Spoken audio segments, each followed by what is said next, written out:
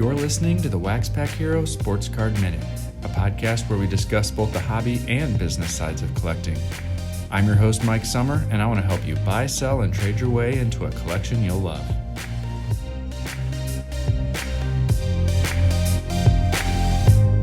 Hello, and thanks for tuning in. Today, I'm going to hit on a topic that's going to help you lower your costs. Whether you're a buyer, a seller, or even a trader, this information is going to help keep more money in your pocket. I'm going to walk through a few of the strategies I use which can help us save money on shipping sport cards via USPS. We'll talk about optimizing our packaging, how to get discounts on postage, and even some optional equipment which can save you time if you ship in any kind of volume. But first, I want to give another shout out to Mark Hoyle, who provided another 5-star review on Apple Podcasts. He said, "If you follow Mike on his blog, Twitter, or his frequent visits with the boys on About the Cards, you will thoroughly enjoy these short, precise, knowledgeable, well-spoken, and informative podcasts. A great start to his new endeavor." Thanks again, Mark. That's exactly what I'm going for. I want to provide some focused content that all of you can take away value from. All right, so we spent a whole episode on how to save money by shipping cards in a PWE. But like I said in that episode, there's a time and a place for everything. And if you're sending higher value cards or any kind of quantity, we need to move up and send first class packages or even priority packages. And that's where the focus is going to be today. So the first thing we need to consider is optimizing our packaging. One of the biggest ways that I see people overspend on postage is by shipping things in packages that are too big for the quantity you're trying to send. We want to safely fit the most cards into the smallest package possible. Or maybe a better way to say it is we want to ship as efficiently as possible. Here are a few of the optimal designs that I've found.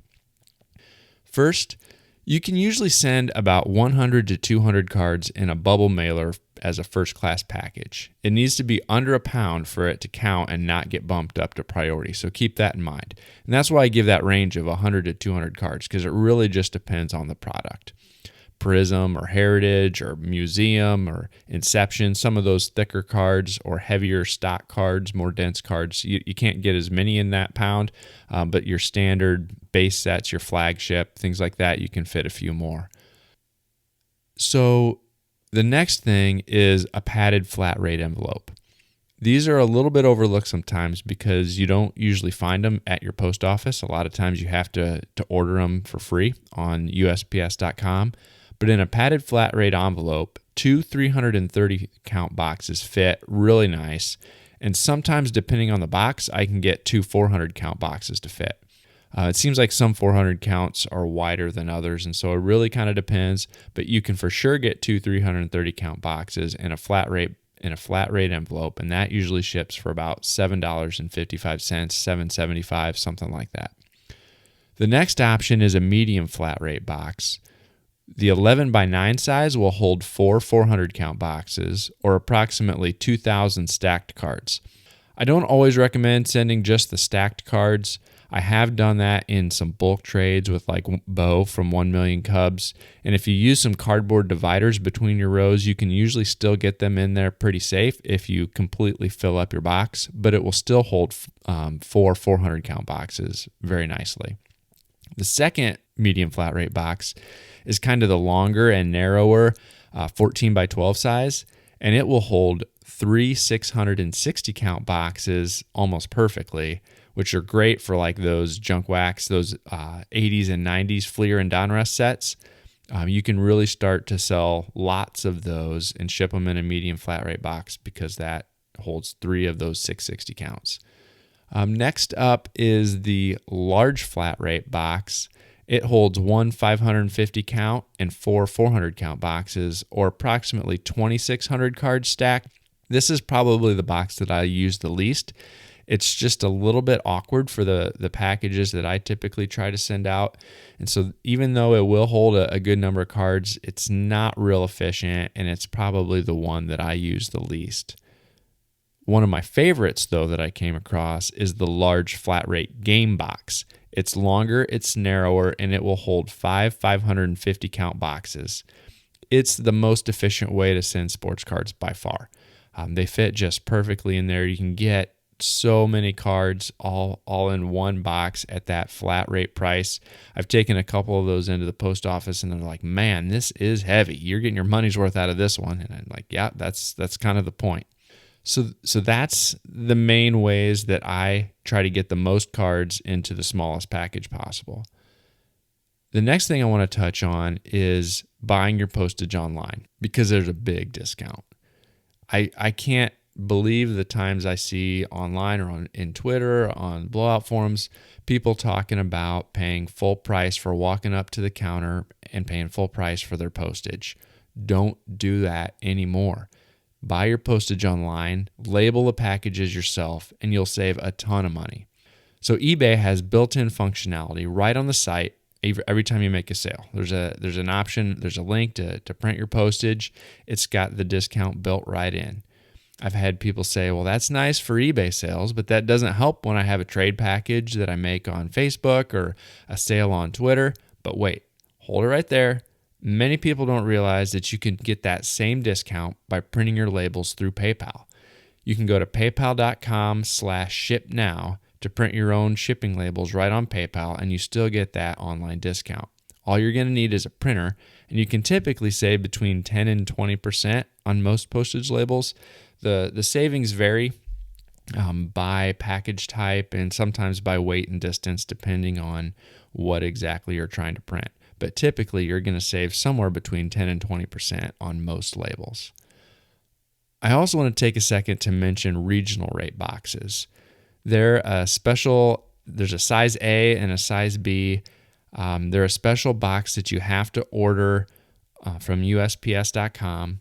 And for the most part, I think you can only print the postage from eBay or some of the other third parties like Stamps.com.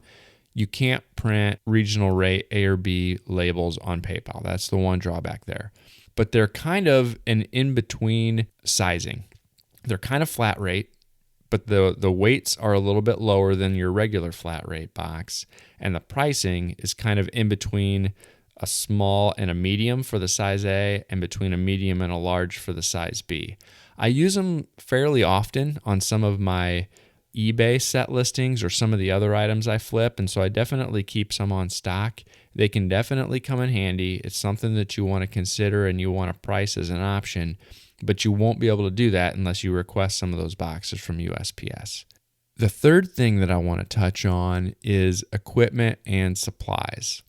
Like I said before, all you really need to print your own labels at home is a printer and some packing tape. But a couple years ago, as I really started to pick up my sales volume, I found myself going through a ton of paper and tape. And because I was sending so many PWEs, I was spending a ton of time finagling with sheets of mailing labels, making sure I had them all lined up and everything like that for the one or two offs that I was doing. Or in the worst case scenario, I was hand labeling all of these PWEs and handwriting all the addresses, which just took up a ton of time. So I decided to go ahead and try out a Dymo label printer, and I'm glad I did. I went with the Label Writer 450 Twin Turbo from Dymo, and it's been great. It has two label rolls all at the same time. And so I have one label roll with the package labels, and I have a second label roll with the PWE address labels, and I can print back and forth either one without switching anything out. It just has saved me so much time. I just print out the label and stick it on the package or stick it on the envelope. I really can't recommend it enough. And when it comes to packing supplies, I can't recommend buying in bulk enough. eBay has some great prices on a bunch of different sizes of bubble mailers, and I've got a link below in the show notes to the searches I use when it's time to reorder. It really comes in handy just buying 250 to 500 of these bubble mailers at once. You get them for nickel, maybe 5 cents to 10 cents a piece, something like that.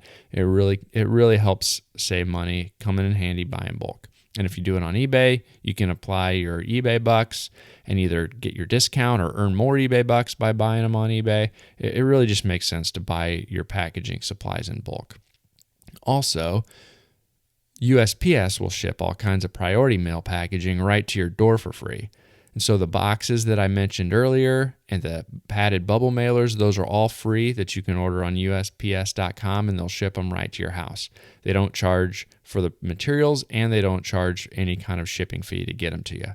I guess they figure if you're going to be using them to give the post office more business, they're happy to provide some of those supplies for free. The gaming boxes are another one that you most likely would have to buy, or you'd have to get from USPS.com. I've only seen them in my post office a handful of times.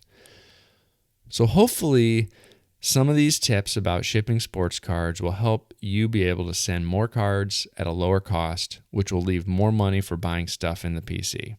Again, I've got links to all the supplies, the printer that I use, and all of that kind of stuff in the show notes. And so if you can't find it, just go to the show notes page, and you should have a link right there that'll take you right to the searches that I use when I'm ordering. You can also shoot me any questions or a note at WaxPackHero@gmail.com, or hit me up on Twitter at @TheMikeSummer, or you can search WaxPackHero on Facebook or Instagram. Please take a second to like and subscribe on the podcast app of choice. And if you enjoyed the show, leave a rating and review. Well, that's it for today. I'll catch you next time.